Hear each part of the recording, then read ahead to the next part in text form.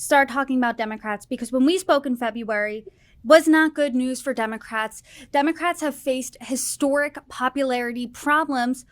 What do people think about the left now? Tell us about it. Sure, it's still not good news for the Democrats. I mean, the Democratic Party is in the wilderness right now, and it needs to find a path forward in two very concrete ways. One is who will be the standard bearers of the party going forward, because the public clearly doesn't think that that's AOC. Only about a third believe that AOC should be the standard bearer of the Democratic Party. And while she has a small majority of support within the Democrats, it's still a small majority of support. They're closer to being split than anything else. And then on the other side, on the issues and the positions that they have, uh, the voters in general want the Democratic Party to temper its positions and be a lot more common sense and a lot more constructive with how it's engaging with both Trump and the Republicans. And when we look at the difference in approvals, Republicans are at 50% approval while they're governing, right? It's a little bit down than last month where they were at 55%, but they're still very high. Democrats, last month they were at 35%, an all-time low. This month they're at 36%. Again, statistically at an all-time low.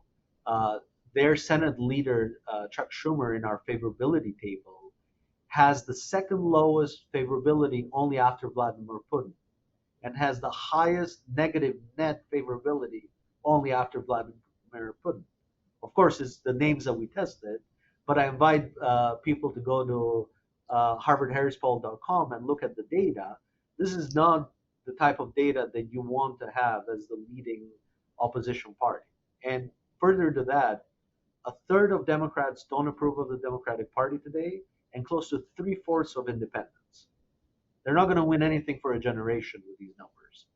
So the Democratic Party needs to recalibrate itself, and voters are waiting for that. Voters expect it.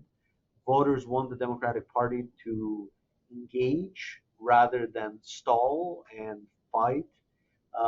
And the data, no matter how you look at it, is raising alarms for Democrats and asking them to reorganize in a significant way. If you're essentially the highest elected leader in the Democratic Party and you're only polling above Vladimir Putin, I mean, that's not a place you want to be. And I think we saw this type of Democratic losing their footing, infighting last month during that CR fight, where the House was pretty much almost united in voting against the CR. Then Senate Minority Leader Chuck Schumer did the about face and voted for it, averting a government shutdown. Is that something that voters want to see? Do voters want to see Democrats not help Trump, but try to find bipartisanship, try to work with the Trump administration, work with Republicans? Or do Democrats want to see their leaders fight back a little bit more? So 55% or a little bit more actually agreed with Schumer voting for the continuing resolution and not shutting down the government.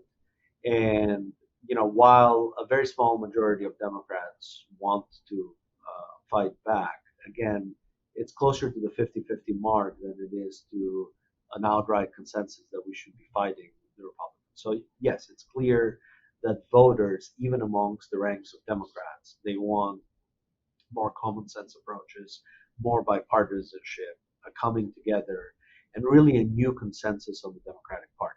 In separate polling that we do, when we ask what are the Democrats focused on, uh, they're not focused on any of the key issues that the country cares about. In the eyes of voters themselves, voters believe that they are focused still on what could be categorized as quote unquote woke issues, right? More cultural issues of the center left or the far left than they are on the hard problems that are facing the country. And as long as this is the case, Trump and the Republicans have both a tactical and a strategic advantage heading into the midterms and beyond. So we still are. You and I had a conversation before the election and I said that at that time it was Trump v. Trump and Harris v. Harris.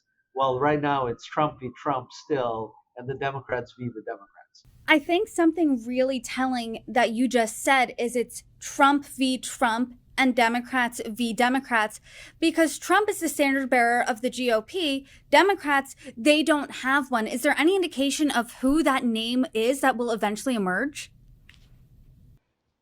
There's no indication yet who that is.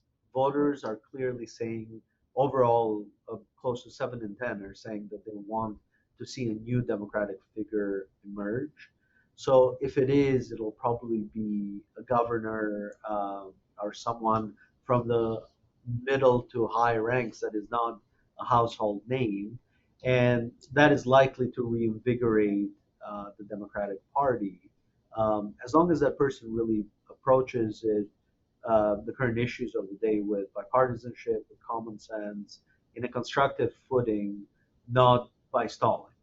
And it makes sense, right? Most of the leadership of the Democratic Party is very old right now, right, with very few exceptions. Or the young leaders that exist tend to be very far to the left, right, like AOC. And so voters are not they're not in favor of either of those extremes. Let's put it